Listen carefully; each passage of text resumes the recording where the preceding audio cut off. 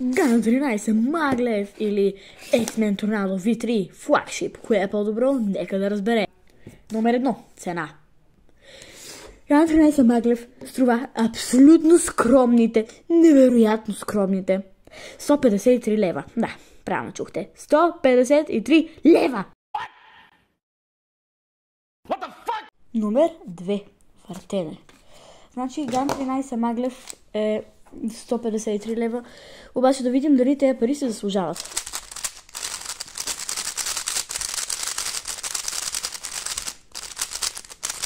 Да, наистина 153 лева, но се върти чудесно. X-Men Tornado V3 50 лева. И той се върти хубаво, но за Гана може ето това, той не, просто по настройки дори да сме ги направили на максимално лесно въртене, просто той не го може за разлика от Гана. Но и двете купчета са много добри и двете се въртят чудесно, но тук може да кажем, че Гана печели битката по въртене, затова на Ган 13 Маглев му давам 4 от 5 звезди, на X-Men Tornado 3 от 5. Номер 3. Какво имаме в комплекта в купчето? С Ган 13 Маглев идва една невероятна кутийка, много хубава кутийка, ето тази бяла кутийка, много хубава, в нея се стои купчето и ето тази турбичка. Обаче на X-Men Tornado, според мен X-Men Tornado са се справили по-добре. При тях с купчето идва ето тази кутийка, която е прозрачна и мен ми харесва повече, и ето тази бяла турбичка, която също ми харесва повече. Затова, според мен, нещата, които са с купчето, за да го съхранявате, на X-Men са се справили по-добре. Номер 4. 4. Unboxing. Този път обаче ще започнем за първи път X-Men Tornado V3. Значи, кутията на външен вид е много изчистена, бяла, много е красива. Тук имаме логото, което е такова, като го пипате, може да го усещате. Лично кутията според мен е чудесна. Като отвориме, в ярко червен цвят ни посреща самото купче и една кутийка, в която сега ще ви покажа какво има. Като отворите, в нея има някакви книжки, тук за Торнадо. Setting Tool, ето това чудо, в което се настройва купчето. Доста е готино. Аз го харесвам. Обаче на Ган се настройва доста по-приятно, така че не. Имаме кредит карта. Кредит карта. Супер. Имаме ето тази, както ви казах, невероятна турбичка. И имаме тази кръпичка, за да може да търкаме, да чистиме торнадото колкото искаме, за да е чисто торнадо. Която лично е бяла, която бяла турба, мръсно купче, изтръгваме и вече турбата не е бяла, е черна. Не можахте ли да направите още по-бяла?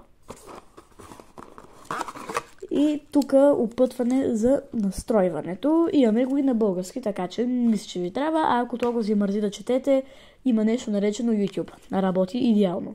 Така. Купчето идва ето в тази, както вече видяхте, котийка. Отваряте много лесно. И непосредствено купчето, което вече свървен се върти приятно. Сега, време е за Ган 13 Маглев. Хубава е кутията на X-Men, обаче от Ган са се постарали повече. Много повече. Сега, на пръв поглед кутията е розово, не бих казал розово, по-точно лилаво, синя. Ето тук пише Ган 13 Маглев. И тя се отваря с магнит. Значи тази кутия е тъпкана с магнити. Туш! Така. Тук го отваряме така. Когато вдигнеме, ни посреща ето самото купче и ето тази черна кутийка. Сега, вместо да трябва да вадите така, Ган са умни. Парарара! Така. Сега тук, както винаги, имаме още една кредит карта. Отиваме и плащаме с кредит картата. Кредит карта. Една черна кутийка, която е много красива. И в нея имаме, както вече ви показах, тази турбичка на Ган, която хубава е, но X-Men, поред мен турбата е по-добра. И всякакви опътвания за настройване. Това тук е на Ган. Всичките алгоритми и как се реди самото купче. Сега се фокусираме върху кутийката с купчето. Значи, тя е бяла. Тук имаме Ган логото, брандирано, малко е вдлъбнато, много приятно се усеща. Трябва просто да фанете пинг и да дръпнете и ни посреща купчето. 13 маглев. В кутийката, ако не се лъжа, имаме ето тук едно скрито инструментче за настройване, с което може да настроим нашето купче. Настройва се ето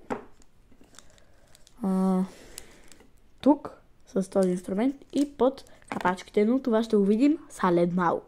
Номер 5. Настройване. Така.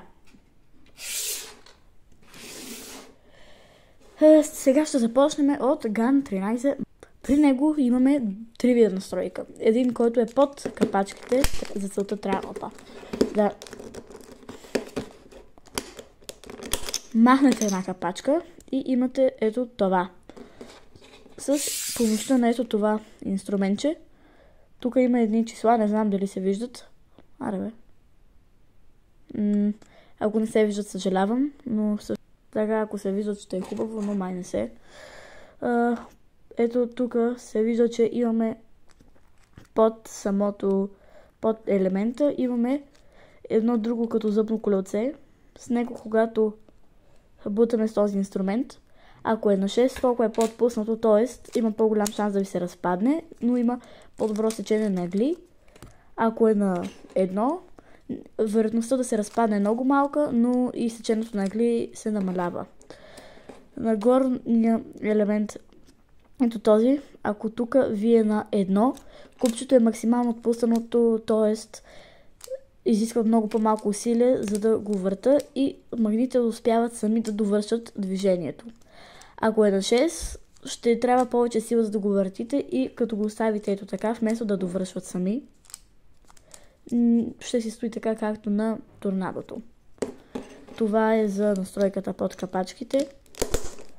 Тук имаме още един вид настройка. С ето това инструментче може да въртим единствено обратно, да бутаме единствено нагоре. Има една стрелкичка. Сега съм на 6-та настройка и ако премести едно, ставам на 5-та, 4-та, 3-та, 2-та и 1-та. Първа е най-слаба, а 6-та е най-силна. Аз съм свикнал на 6-та, за да върнете ще чуете едно малко по-силно кликане. Това ще ви даде знак, че сте на 6-та настройка.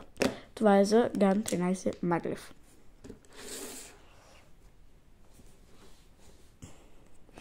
X-Men Tornado V3.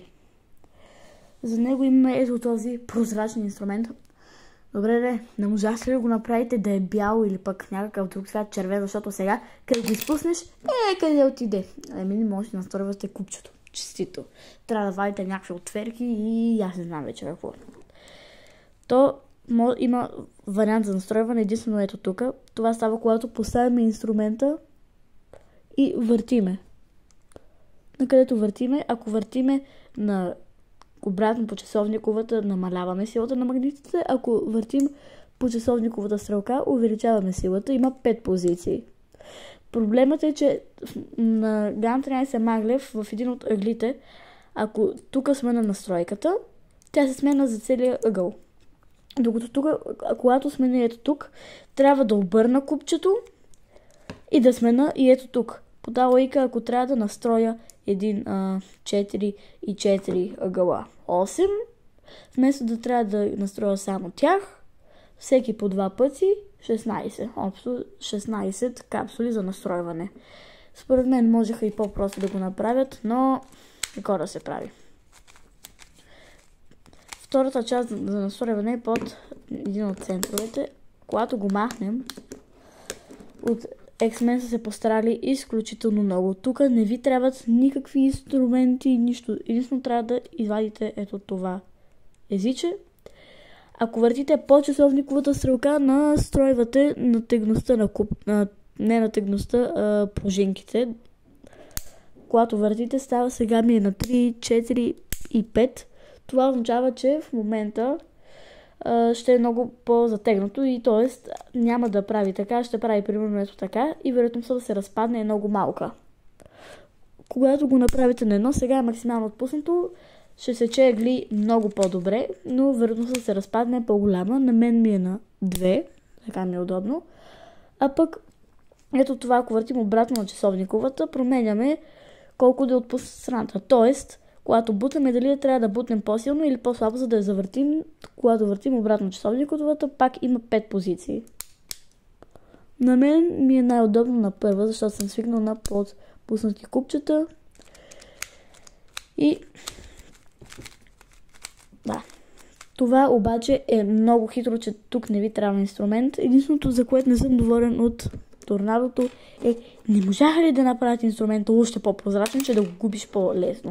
Сега като го изпуснеш, айде, нямаш инструмент, не можеш да настройваш купчето.